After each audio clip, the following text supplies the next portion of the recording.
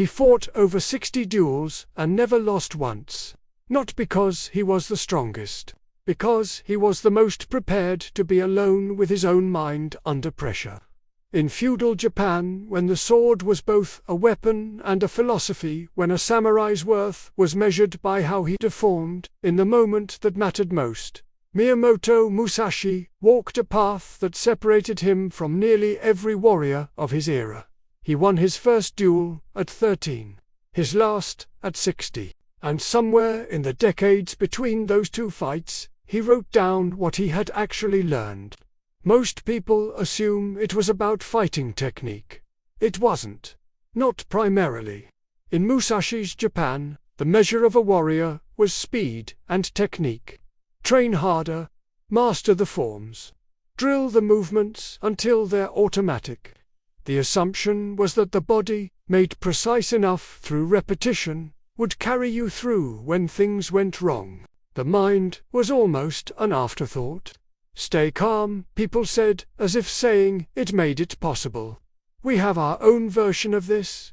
We tell people to stay focused, manage stress, keep your head in the game, as if the instruction itself were the solution. Sound familiar?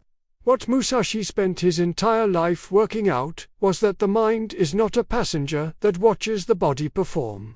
It is the thing that either sharpens the body or ruins it. And an untrained mind, regardless of how technically skilled the person, will find a way to lose when the pressure is real. He understood this early, possibly because he had no teacher to rely on.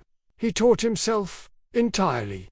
No school, no master, no inherited system. Just him, watching himself think and react and fail and adapt across decades of real confrontations where being wrong meant being dead.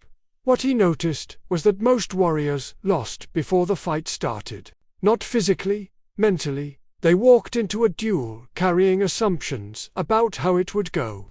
Fears about specific scenarios, hopes that the other person would make a particular mistake. All of that mental noise occupied space that should have been clear. And in the fraction of a second, when a real decision had to be made, the noise got in the way. His word for the state he was working toward was mush. It's often translated as no mind, which sounds mystical and useless until you understand what he actually meant. He didn't mean empty or passive. He meant a mind with no attachment to any particular outcome, no preloaded story about what should happen, no fear of a specific result. A mind that could see what was actually in front of it, rather than what it expected or feared to see. That's a different kind of training than drilling technique. You can practice a sword form 10,000 times. That makes your body more reliable. But if your mind is still running a separate program underneath, cluttered with hope and dread and self-consciousness, the body's precision only goes so far. Here is the specific thing he kept coming back to throughout his writing.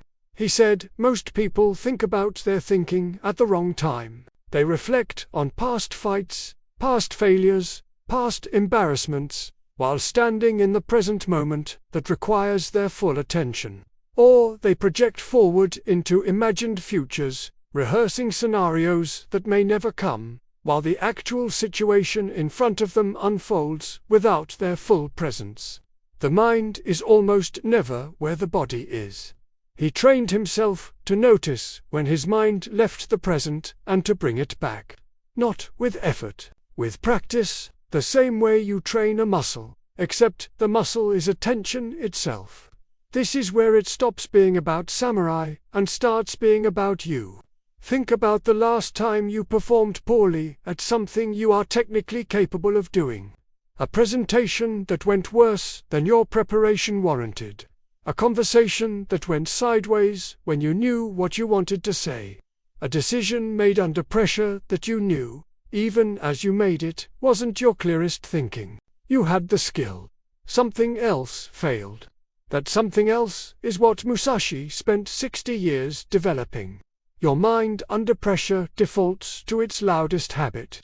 For most people, that habit is either fear of judgment or attachment to a specific outcome. You're not thinking about what's actually happening. You're thinking about how it will look, or whether you'll get what you want, or what the other person is thinking about you. The present moment becomes secondary to the story running in your head about the present moment. The result is that you operate at maybe 60% of your actual capability in the moments that matter most. The other 40 is lost to mental static. Musashi's training approach was almost uncomfortably direct. He said you eliminate the static not by trying harder to focus but by removing what's generating the noise. Specifically, stop needing a particular outcome, and you stop fearing the opposite outcome.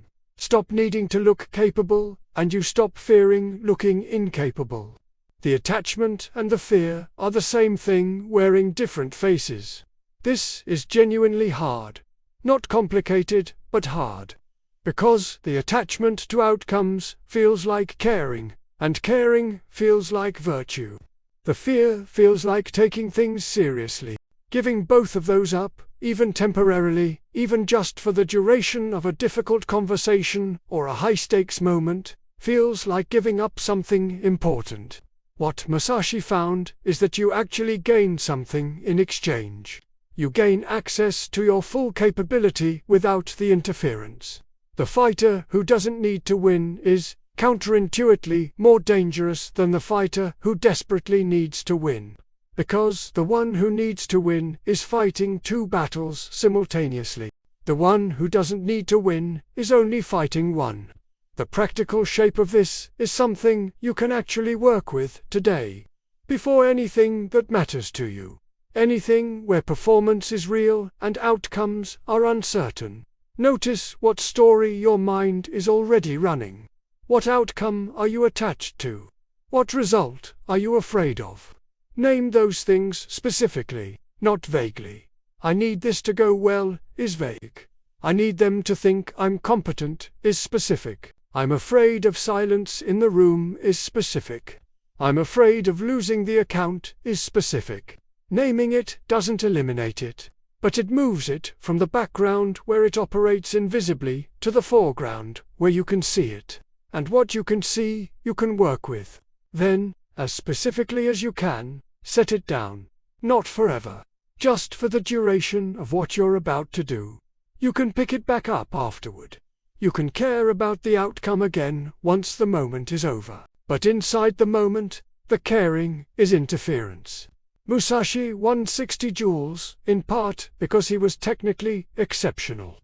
But exceptional technique is common among people who train for years. What separated him was that he showed up to each fight as a mind that was fully present and entirely uncluttered. No story about what should happen. No fear of what might, just complete attention to what was actually in front of him. He wrote that the sword and the mind are one instrument. Sharpen one while neglecting the other, and you have half a weapon. Most people spend their whole lives sharpening the wrong half. Subscribe if this landed. The next video goes into the specific daily practice Musashi used to build this kind of mental discipline from scratch.